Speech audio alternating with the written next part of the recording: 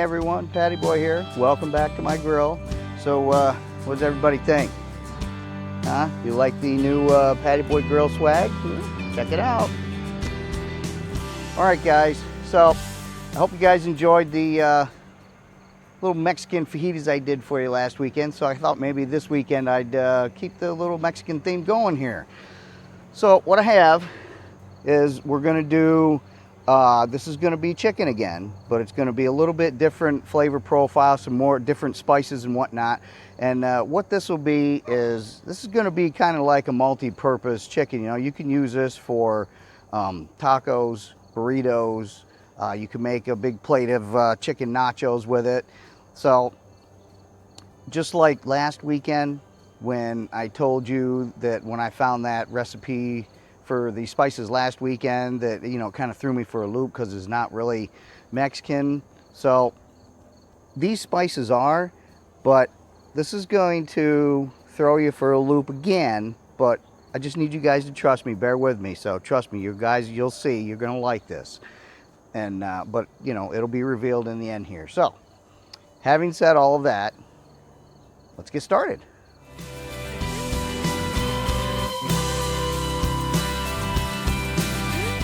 All right, so just like the last time, just like every time actually, I am going to share this with you, okay? This is a spice mixture, and this is a little bit more traditional, all right? And like I said, I'm going to share it with you, but what I do is I make like about half, again, more of this than what the recipe calls for. The only reason that I do that is the original recipe doesn't call to put any seasoning on the chicken, just says cook the chicken and then mix the seasoning with it after it's cooked. Personally myself, I like to cook my chicken with a little seasoning on it. So make a little bit extra of this, season the chicken, but then at the end you guys will see this is all going to get mixed in with the rest of the mixture.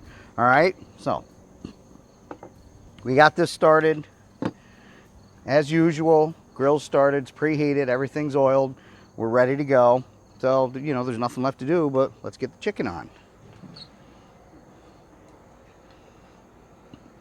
I don't think that I need to go through all this with you guys again. It's the usual, you know, grill gets scraped, cleaned, oiled, and then I'll oil it again after it cools down a little bit before I put it away for the night.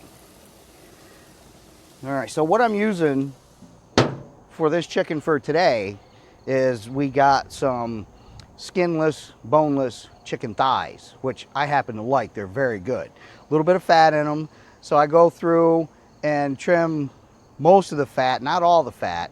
The fat I think makes it taste good, but these thighs are very flavorful and it makes this recipe really, really good.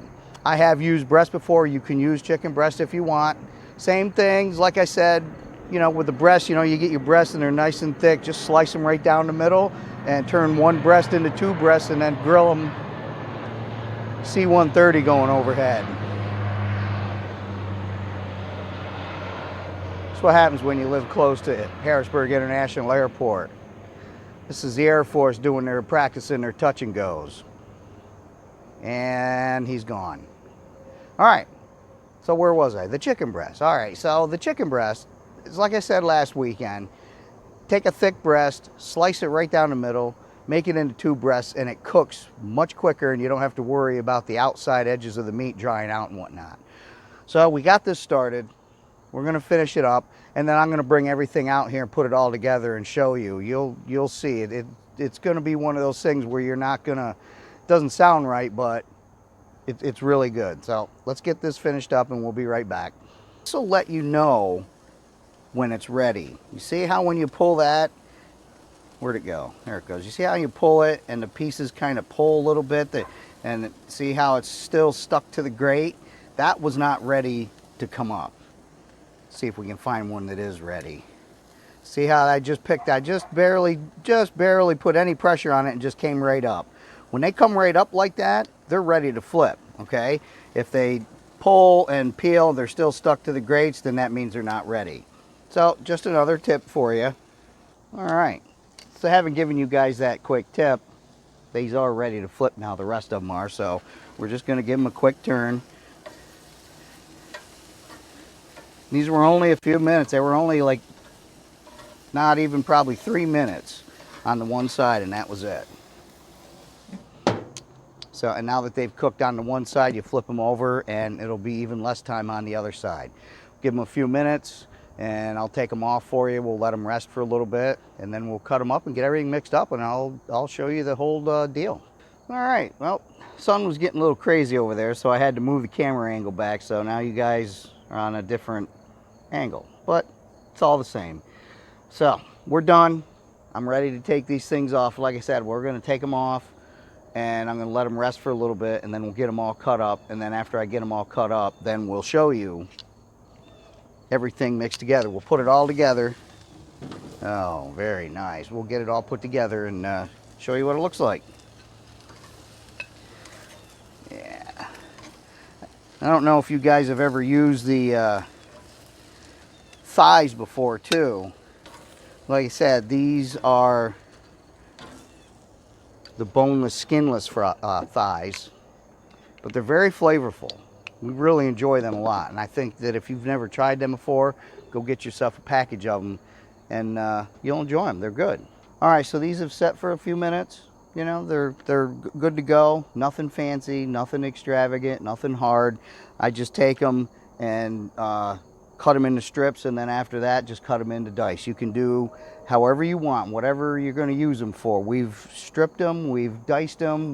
My wife even took these one time and put them in her KitchenAid blender with the paddle blender, and I don't know where she heard about that, but she mixed it all up and it shreds it, and it actually does a really good job of doing it too. So however you want to do it, whatever application you're using these for. So let's get these cut up, and then I'll come right back with putting it all together. All right, guys, we're back. Everything's cut up. We're ready to go. But first things first, we got to let the taste testers get. There you go. There you go. They like it. Imagine that. All right, so let's get this mixed up, okay? Here's the part that might throw you a little bit, okay? You see I got a bowl. All right, first thing, half a cup of mayo. Yes, mayonnaise in a Mexican seasoning mix. I don't even know if this is authentic or not. And I remember when I first read the recipe and made this, I was at a loss. I thought, okay, well, we'll at least try it. So I said earlier about how I make a little bit extra of the seasoning. All right, so I make a little bit extra because, like I said, I put it on the chicken and I cook that. But then the rest of the seasoning gets dumped right in here with the mayo. All right, and then you just mix it with the mayo until it makes like a nice little paste, if you will, little seasoning paste. All right, and I told you earlier, I'm going to share this with you. This is a little bit more authentic as far as the seasonings go. There is some cumin in here and chipotle powder and peppers and whatnot.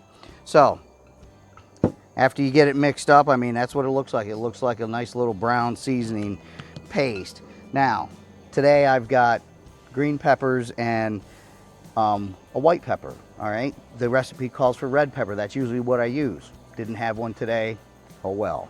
So you can do whatever you want. I don't put, it calls for a jalapeno. I don't put a jalapeno in there because we do have one member of the family that doesn't like it a little hot, so we back off on the heat.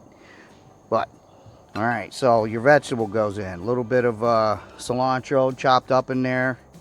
All right, pepper, onion. Mix that in a little bit, and then just all of your chicken meat, and that's it. Everything that you cut up, we cut it, slice it. If you put it like I recommended earlier and shred it in your mixer, that works too. So then the heat from this being cooked, it's nice and hot right off the grill, kind of makes it melts the mayo a little bit. Get away, bee. Now all of a sudden I got bees coming in. I'm gonna get stung with this video for you guys before we're done here. All right. So There you go. Okay, so that's it, guys. Grilled chicken. It's pretty good Mexican flavors, you know. And like I said, this would be like a multi-purpose for you. And you could use ground meat on your grill, on your stove too. If it's wintertime, you don't want to come out and grill. Make this same recipe, but with ground meat. Wow, I'm gonna get stung here. And but yeah, tacos, burritos. You know, a nice big plate of chicken nachos. Go ahead, guys, try this. I was very skeptical at first, but this is actually our go-to taco meat chicken. So I hope you guys enjoy this. Thanks a lot for checking us out, and try this. You guys are gonna love this, I promise. Catch you on the next one, guys. Thanks a lot.